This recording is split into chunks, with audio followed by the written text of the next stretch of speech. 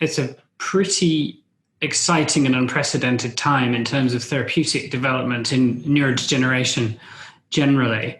And really, for the past couple of years, we've been firmly entering a new age of targeted molecular therapies, particularly in the field of neurogenetics, where, of course, we know the root cause of each person's neurodegenerative syndrome. And my talk focuses on repeat expansion disorders.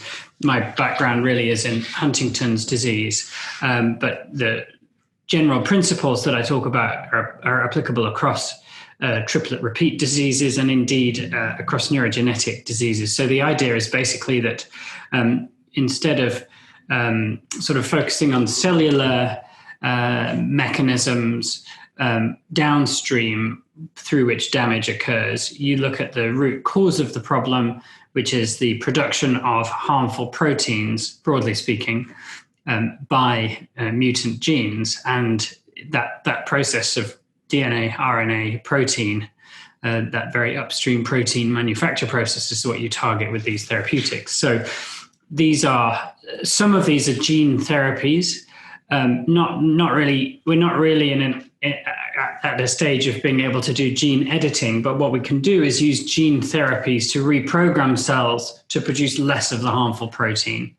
But some of them are, strictly speaking, not gene therapies because they are short-term treatments that are reversible. So things like antisense oligonucleotide drugs, which are drugs made from DNA that target the RNA for deletion and in the process reduce the production of harmful proteins, or indeed small molecules that are capable of altering the expression of pathogenic proteins.